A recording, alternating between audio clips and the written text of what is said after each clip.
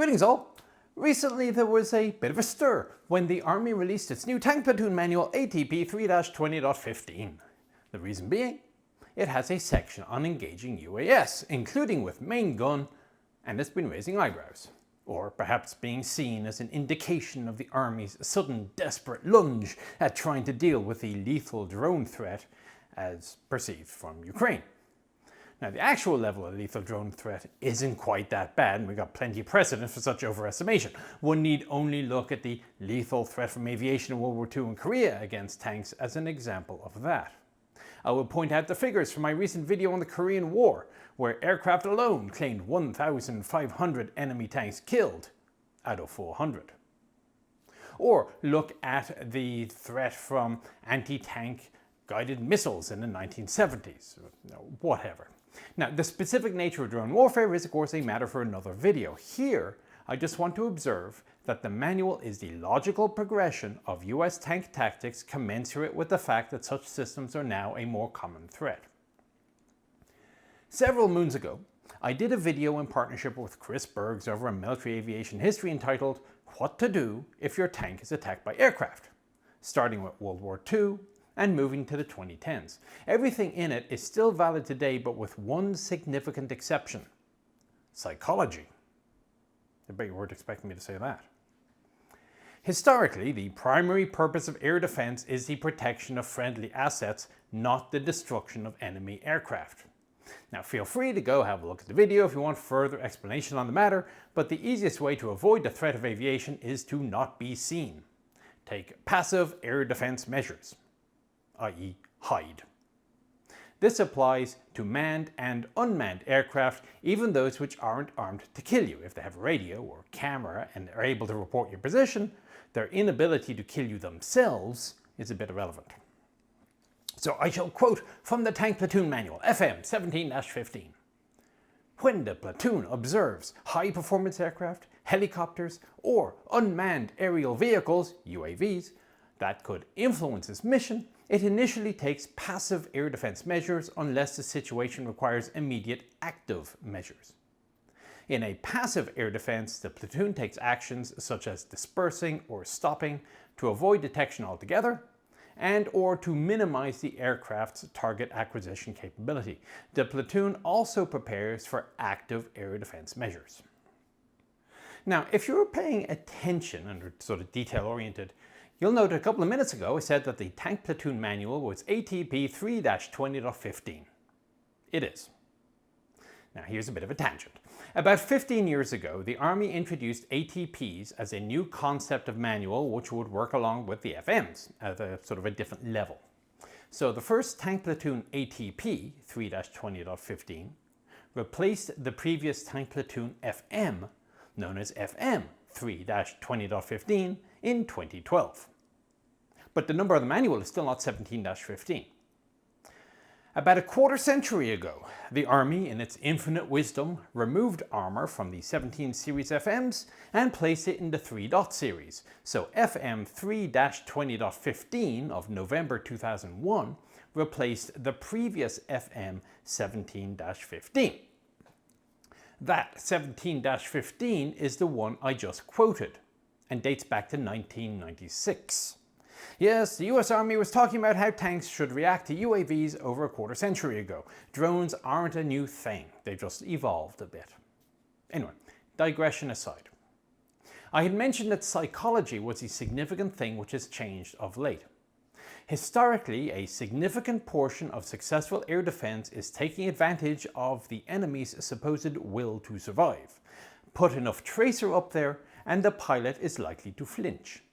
If he flinches, he will probably miss, and your air defense will have been successful. With drones, however, there is an issue. The pilot doesn't much care about survival. He's not likely to flinch just because somebody is shooting at his aircraft. In this, the US needs to go back about 80 years for precedent: kamikaze. The threat of death isn't quite as strong, and once the pilot has acquired a target, pretty much the only way to prevent impact is active defense, i.e. shoot him down. An attack drone coming at a tank lies somewhere on the spectrum between anti-tank missile and conventional aircraft in a kamikaze role. Slower than a missile, capable of evasive action on the way in, and the available responses are pretty similar. Instead of shoot to distract or deter, shoot to destroy, kinetically or with electronics. Of course, in all cases, it's better to destroy if you can while you're trying to shoot, and as a result, the tank platoon manuals have for many years placed suggestions as to the type of weapon which may be suitable for doing the job and the method of aiming. So this extract is from the M60 days. Shooting at helicopters with main gun of a 105 or shillelagh missiles, if you had the 152 for example, is suggested. Back when I was going through tank school in the early 2000s, if you saw a hind in the coft, it was required that you engage it with sabot, though that may simply have been because MPAT wasn't yet in the simulator. For decades, the US manuals, in their effort to use anything but the metric system, have used football fields.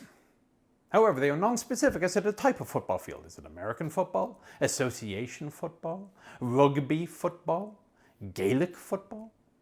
No, but regardless, the instructions have remained the same. All that's different is the addition of a new shape of target.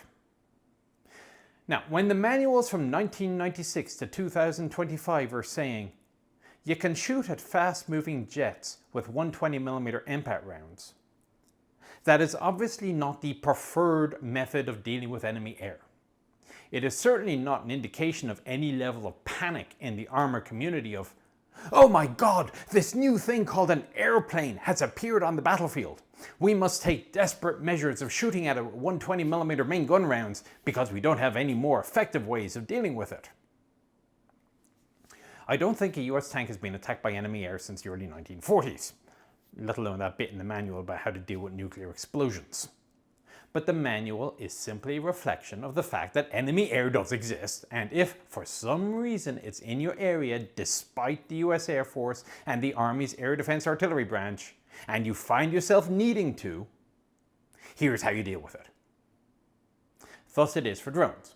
You will note that the manual states nothing about using active protection systems, which I would observe have also proven capable against close attack drones with a little bit of reprogramming. Not just against drones, but the manual says nothing about using it against missiles or rockets either. The system is on, it's automated, it's not something the crew needs to worry about. Same with the EW systems. Now, the reality is that although the US military is much better situated than most to deal with current drone threats, be they FPV, bomber, or just ISR, with specific active systems already being fielded, if some war started tomorrow, we're not where we need to be yet. Thus, this advice is more likely to be used in practice than shoot at a Sukhoi 25 with main gun.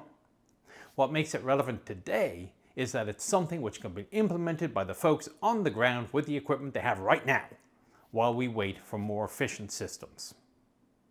Even after the US Army has fielded enough MLIDs, stouts, directed energy weapons, and whatever else to mitigate the drone threat, this part of the manual is going to stay, much as tanks engaging aircraft is in the manual. Because why not? As to the effectiveness of the technique, I don't see why it wouldn't work. At longer ranges, MPAT should fuse against a number of drones. You just have to get close enough. When the round is replaced by AMP, then even that fusing issue should be less of a problem. You just get a laze off the drone, which you will get even off of a small drone, and the AMP round will become a timed fuse. Attack drones, by their nature, have to get close to their targets, and I see no reason why a can round won't do the tank equivalent of clay pigeon shooting. With 1,100 ball bearings, there is an excellent chance of a kill. And of course, the ready belt for the coax is plenty long enough for a few bursts with that if one feels it necessary. Again, combined, you've got a good thermal imager or FLIR and precise controls. Now, what's bad about this all is inefficiency. Even if it works, if the tank is firing 120mm against drones, that's ammunition capacity and crew attention which is not being used for tank-specific activities.